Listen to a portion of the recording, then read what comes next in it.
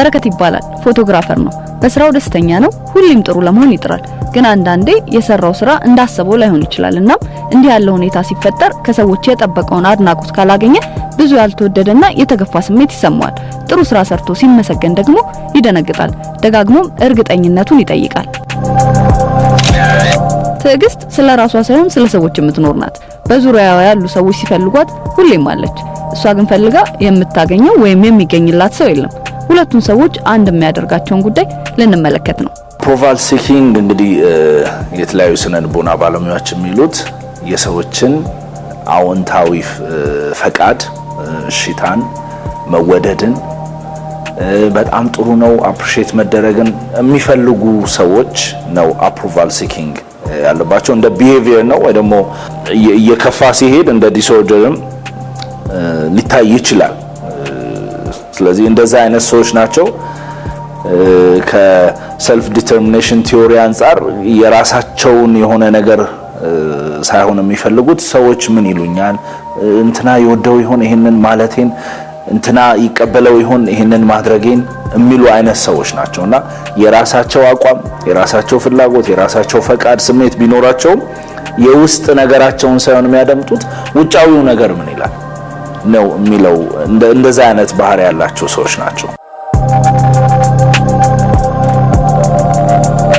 እንግዲህ የመጀመሪያው እንዲህ አይነት ሆነው ሰዎች እንዲኖሩ የሚያደርገው አስተዳደግ ነው በአስተዳደጋቸው ውስጥ ለምሳሌ አሁን ልጆች እያለን ፈተና ስንወድቅና ስናልፍ ወላጆቻችን ለኛ ያላቸው አመለካከት የተለያየ ነው ፈተና ያለፈውን ታናሽ ወንድማችንን ወይ ደግሞ ታላቅ ወንድማችንን ጥሩ ነገር ሲያረጉለት ፈተና የወደቀው ልጅ ምንም ነገር አይደረግለትም ኢትስ ኦኬም አይባልም ስለዚህ ሁሌም እንደዛ አይነት ልጆች ሰዎች ደስ የሚያሰኛቸውን ነገር ለማድረግ የሚጥሩ ይሆናሉ ማለት ነው ሁሌም ከዛ የራሳቸውን አቋም ከመያዝ ይልቅ ሰዎች የሚወዱትን ሰዎች ሊያደንቁት የሚችሉትን ነገር ሰዎች ጎሽ ጥሩ አርጋሃል እንዲሉት ሁሌ ምንም ነገር ሲያደርግ ከሰዎች ፐርስፔክቲቭ እንጂ ከራሱ ፐርስፔክቲቭ እንዳያደርግ ሁሌ ያረጉታል ፈተና ለምሳሌ ለማለፍ ቢያጠና እኔ ማለፍ አለብኝ እኔ ጎበዝ ተማሪ መሆን አለብኝ ከጓደኞቼ የተሻልኩ መሆን አለብኝ ወይ ደግሞ ጥሩ ተፎካካሪ መሆን አለብኝ ብሎ ሳይሆን እንትና ጎሽ እንድትለኝ አባቴ እንዲያመሰግነኝ ማሚ ደስ እንዲላት የሚል ሐሳብ ውስጥ ሁሌ እንደዛ ሲያድጉ ትልቅም ሰው በሆኑ ቁጥር ጓደኞቻቸው እንዲወዷቸው ጓደኞቻቸው እንዲቀበሏቸው እና የሰዎችን አዎንታዊ ፈቃድ የሰዎችን እሽታ ለማግኘት ይሆናል ኑሯቸው በጠቅላላ እዛ እንደ አይነት የአፕሮቫል ሲኪንግ ያለባቸው ሰዎች ሌላኛው መገለጫቸው ምንድነው ሎ ሰልፍ ስቲም በራስ መተማመናቸው ኦልሞስት ምንም የሌላቸው ሰዎች ናቸው ሁሉን ነገር የሚያደርጉት እነንትና ከኔ የተሻሉ ስለሆኑ እነሱ የሚያደርጉትን ነገር ነው ማደርገው እነሱ የሆኑትን ነው መሆን መፈልገው እነሱ የሄዱበት ቦታ መሄድ ፈልጋለሁ somebody የሆነ ቦታ መሄድ ቢፈልግና እሱ ባይፈልግ ግን እሱ ስለፈለገ በቃ ከሱ ጋር መሄድ አለብኝ እሱ የሚፈልገውን ነገር ማድረግ አለብኝ የሚል የህይወት ልምድ ውስጥ ይገባሉ በራስ መተማመናቸው በጣም አነስተኛ ሲሆን ማለት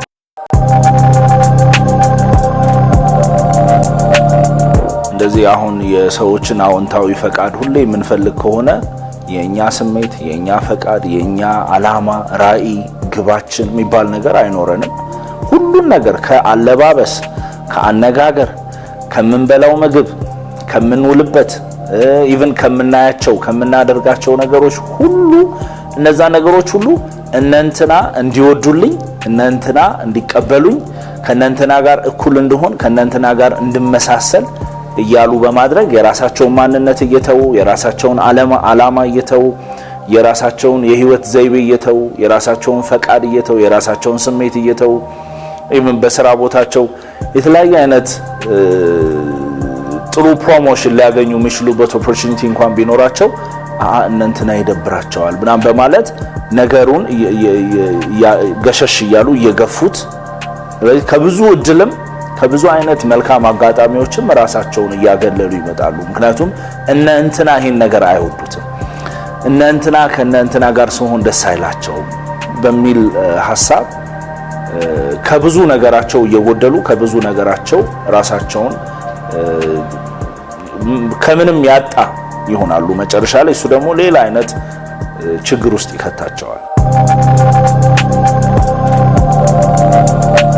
በጾታ የምንለየው ነገር አይደለም አፕሩቫል ሲኪንግ፣ ግን አስቀድሜ እንዳልኩት ካስተዳደግ ሊመጣ ይችላል።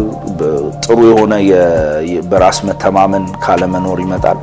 ከዛ ደግሞ አሁን የነባራዊው ሁኔታ የሶሻል ሚዲያው ኢንፍሉዌንስ የጓደኞች ተጽዕኖ አብዛኛውን ጊዜ በተለያዩ ሰዎች ውስጥ ተውጠው የሚኖሩ ሰዎች ለዚህ ነገር በጣም ተጋላጮች ናቸው። የሆኑ ሰዎች ከሆኑ ግሩፕ ጋር ዝም ብለው የሚነዱ ሰዎች አሉ። የሆነ ሆይሆይታ ሲነሳ የራሳቸው ፈቃድ የላቸውም፣ ሐሳብ የላቸውም። የሆኑ ነገሮች ሲነሱ ከዛ ጋር አብረው የሚንቀሳቀሱ ሰዎች በጣም ለእንዲህ አይነት ነገር ተጋላጭ ናቸው።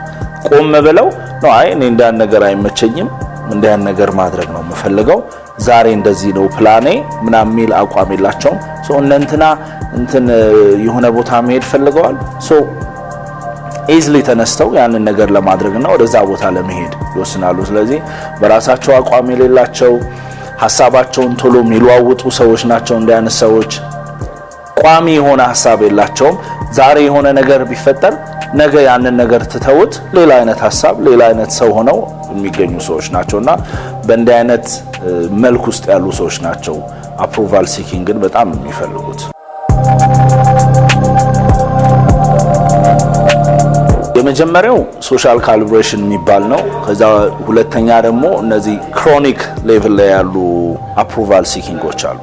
የመጀመሪያው ሶሻል ካልብሬሽን የምንለው እንግዲህ ሁላችንም የምንኖረው በማህበረሰብ ውስጥ ነው። ለምሳሌ እኔና አንቺ አንድ ላይ የምንኖር ሆነ ያንቺን ፈቃድ፣ ያንቺን ፍላጎት፣ ያንቺን ስሜት እየጠበቅኩ ነው የምኖረው። የእኔን ግን ፈቃድና ስሜት ገድየው አይደለም ያንን የማደርገው። ስለዚህ ጤነኛ ነው። የመጀመሪያው ጤነኛ ነው። አፕሩቫል ሲኪንጋችን ጤነኛ ነው። አይ እንትና ስሜቱ ሊጎዳ ይችላል እንዲያን ነገር ባደርግ የእኔን ስሜት እጠብቃለሁ። አት ዘ ሴም ታይም ደግሞ ከእኔ ጋር ደግሞ የሚኖሩ ሰዎችን ስሜት እየጠበቅኩ ነው የምኖረው። ለምሳሌ መስሪያ ቤታችን ውስጥ የተለያየ አይነት ፍላጎት፣ የተለያየ አይነት ስሜት፣ የተለያየ አይነት አስተሳሰብ ያላቸው ሰዎች ናቸው ያሉት። የማንንም ሐሳብ የማልሰማ የማንንም ፍላጎት የማልጠብቅ እንደፈለኩ ምፋንንም አልሆንም። የሌሎችንም ሰዎች ስሜታቸውን፣ ፍላጎታቸውን፣ ፈቃዳቸውን ሪስፔክት እያረኩኝ እየጠበቅኩ አት ዘ ሴም ታይም የኔንም እያከበሩልኝ እንኖራለን። ለምሳሌ ሁለት ሰዎች አንድ ሩም ሼር የሚያደርጉ ከሆነ አንደኛው ልጅ ብልቅጥ አድርጎ ሙዚቃ እየሰማ አንደኛው ልጅ ማንበብ አይችልም። ስለዚህ የሁለቱም ሰዎች አንድ ላይ ተስማምተው እንዲኖሩ አንዱ የአንደኛውን ፈቃድ፣ ስሜቱን፣ ፍላጎቱን አክብሮ ነው መኖር የሚችለው። እንደ ማህበረሰብ የምንኖረው አሁን ማህበረሰቦቻችን ውስጥ የተቀመጡ ህጎች አሉ። እነዛን ህጎች ስሜታችን ባይሆን ፈቃዳችንም ባይሆን የግድ እንጠብቃለን። ታክሲ ሰልፍ አለ። አንዱ የሶሻል ኖርም ነው እኛ ሀገር ውስጥ አይደል? ከሆነ ጊዜ በኋላ ይመጣ አይ እኔ ቸኩያለሁ፣ ደክሞኛል፣ መቆም አልፈልግም ብዬ አይ እኔ ራሴን ነው የኔን ስሜት ብቻ ነው ምለው የማናችሁንም ስሜታችሁን ሐሳባችሁን መጠበቅ አልፈልግም ብዬ ከፊት ለፊት አልችልም። ያው ከኔ ጉልበተኛው መጥቶ ይገጨኛል። ልክ እንደዛ የሚጠቅሙ ማህበረሰብን ሪትሙን ጠብቆ መልኩን ጠብቆ ሃርመኒውን ጠብቆ እንዲሄድ የሚያደርጉ አፕሩቫል ሲኪንጎች አሉ። ሰው ምን ይለኛል ነውር የሆኑ ነገሮችን ምናምን ማናረግበት። ክሮኒክ ደግሞ የምንለው ያው የዘረዘር ናቸው ነው። የራሱን ፈቃድ የማይፈልግ የራሱ ስሜት የሌለው በቃ እንደ አየር ወዲያ ወዲህ የሚዋልል አላማ የለሽ የሆነው ሰው ሰዎችን ብቻ ለማስደሰት የሚኖር የሰዎችን ፈቃድ ብቻ ለመፈጸም የሚኖረው ደግሞ ክሮኒክ ሌቭል ላይ ያለ ነው። እሱ ዴንጀረስ ነው። እያደገ ሲሄድ ሁሉም ሰው የራሱ ጉዳይ የሚለው አይነት ሰው ነው የሚሆነው። እሱ ደግሞ ለተለያዩ አይነት የስነ ልቦና ችግሮች ውስጥ ይከተዋል። ስለዚህ በእነዚህ በሁለት መንገድ ነው አፕሩቫል ሲኪንግን የምንከፍለው። በሽታ አይደለም ግን የባህሪ ችግር ነው። የአመለካከት የአስተሳሰብ ችግሮች ናቸው። እንዲህ አይነት ደግሞ ችግሮች ኮግኒቲቭ ቢሄቪየራል ቴራፒ የሚባል አለ። ባህሪያቸውን እና አስተሳሰባቸውን የሚቀርጽላቸው ሼፕ የሚያደርግላቸው የተሻለ አስተሳሰብ የተሻለ ባህሪ እንዲኖራቸው የተለያዩ አይነት ሲቹዌሽኖች ውስጥ ወይ ደግሞ የተለያዩ አይነት ሁኔታዎች ውስጥ እንዴት ነው ራሳቸውን መግለጽ የሚችሉት እንዴት ነው ስሜታቸውን ፈቃዳቸውን ሐሳባቸውን አስጠብቀው መኖር የሚችሉት ከማህበረሰብ ጋር እኩል የሆነ አንተ ትብስ እኔ ብስ የሚባባል አይነት የህይወት ዘይቤን ተከትለው መሄድ እንዴት ይችላሉ የሚል በስነ ልቦና ኮግኒቲቭ ቢሄቪራል ቴራፒ አለ ሌሎችም ቴራፒዎች አሉ እንደ አይነት ቴራፒዎችን እየወሰዱ ከእንደ አይነት ነገር ሰዎች መውጣት ይችላሉ ነገር ግን እንደ በሽታ አንቆጥረም ወይ ደግሞ እንደ ዲስኦርደር አይታይ ህይወታችንን በብዙ መልኩ ተጽዕኖ ውስጥ ይከተዋል የመጀመሪያው እንግዲህ የሁሉ ነገር መነሻ የሚሆነው ችግሩን ማወቅ ችግሩ ይሄ ችግር አለብኝ የሚለው እዛ ሁለተኛ ስቴጅ የሚኖረው ማንጋ ነው ይሄንን ችግር መፍታት የምችለው ምን አይነት ሰዎች ያግዙኛል የተለያዩ አይነት የስነ ልቦና ማዕከሎች አሉ እንደ አይነት ቴራፒዎችን የሚሰጡ እንደ ሪሃቢሊቴሽን ሴንተሮች እዛ ውስጥ እየሄዱ የተለያዩ አይነት የቴራፒ ህክምና ነው የሚባለው በአማርኛ እነዛን እየወሰዱ አመለካከታቸው ላይ ሰልፍ ስቲማቸው ላይ ኮንፊደንስ ምንለው ላይ እንዴት በሐሳባቸው መጽናት ይችላሉ በአላማቸው እንዴት መጽናት ይችላሉ የነሱን ስሜት አስጠብቀው የሌላውን ሰው ስሜት ሳይጎዱ እንዴት መኖር ይችላሉ የኑሮ ጥበቦችን ዘይቤዎችን የሚማሩበትና የሚሰለጥኑበት እንደሱ አይነት ብዙ ማዕከሎች አሉ እንደሱ አይነት ነገሮች ውስጥ እየሄዱ መሰልጠን ይችላሉ እንደ አይነት ነገሮችን በማድረግ ካለባቸው ችግር እንደዚህ ወደ መጥፎ ነገር ህይወታቸውን የሚከት ዋጋቢስ ከሚያደርጋቸው ችግር እየተላቀቁ መምጣት ይችላሉ እንደ አይነት ቴራፒዎችን እየወሰዱ